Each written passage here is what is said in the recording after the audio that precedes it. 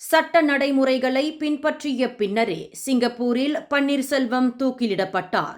உள்துறை அமைச்சு விளக்கம். சிங்கப்பூர் சட்டத்தின் கீழ் முழுமையான சட்ட நடைமுறைகளை பின்பற்றிய பின்னரே மலேசியரான பன்னீர்செல்வம் பரந்தாமன் தூக்கிலிடப்பட்டதாக உள்துறை அமைச்சு தெரிவித்துள்ளது.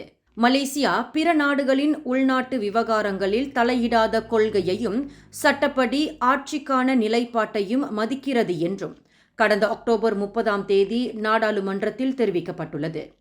பன்னீர்செல்வத்தை வேலைக்கு அமர்த்தியவர்கள் பற்றிய விசாரணை நடந்து கொண்டிருந்த போதே அவர் தூக்கிலிடப்பட்டது குறித்து புக்கிட் கலுகோர் நாடாளுமன்ற உறுப்பினர் ராம்கர்பால் சிங் எழுப்பிய கேள்விக்கு எழுத்துப்பூர்வ பதிலளித்த உள்துறை அமைச்சு இவ்வாறு தெரிவித்துள்ளது. கடந்த செப்டம்பர் 27 சிங்கப்பூர் போலீசாரின் அனுமதியுடன் பன்னீர்செல்வத்திடம் மலேசிய போலீசார் விசாரணை நடத்தியுள்ளனர். ஆனால் அவ்விசாரணையில் பன்னீர்செல்வம் குற்றம் சாட்டிய சில நபர்களுக்கு எதிராக போதுமான ஆதாரங்கள் இல்லை என்று மலேசிய போலீசார் உறுதிப்படுத்தியுள்ளனர். இந்நிலையில் வெளிநாடுகளில் வாழும் மலேசியர்கள் அங்குள்ள சட்டங்களை மீறினால் அந்நாட்டின் சட்டங்களின்படி தண்டனைகளுக்கு உட்படுவார்கள் என்றும் அமைச்சு எச்சரித்துள்ளது. 38 வயதான பன்னீர்செல்வம் அக்டோபர் 8 சிங்கப்பூரில் தூக்கிலிடப்பட்டார் என்பது குறிப்பிடத்தக்கது. ஒவ்வொரு நாளும் ஆயிரக்கணக்கான கணினிகள் ரேன்சம்வேர் மற்றும் மால்வேர் தாக்குதலுக்கு இரையாகுதுன்னு உங்களுக்கு தெரியுமா?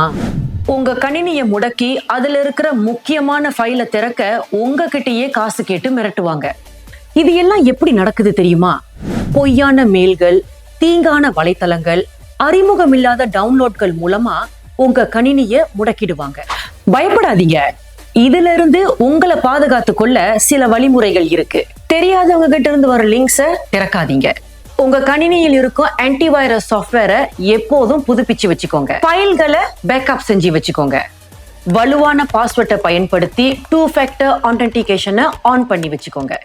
உங்களுடைய கவனக்குறைவுனாலேயே ஹேக்கர்ஸ் அவங்க கைவரிசைய சுலபமா காட்டிடுவாங்க. உங்களோட கணினியையும் தரவுகளையும் அவங்க கைக்கு போக விடாதீங்க. ஒருவேளை உங்களுடைய கணினி ஹேக் செய்யப்பட்டா இல்ல யாராவது உங்களை மிரட்டினா உடனே தயங்காம மலேசிய தொடர்பு மற்றும் பல்லூடக ஆணையமான MCMC தொடர்பு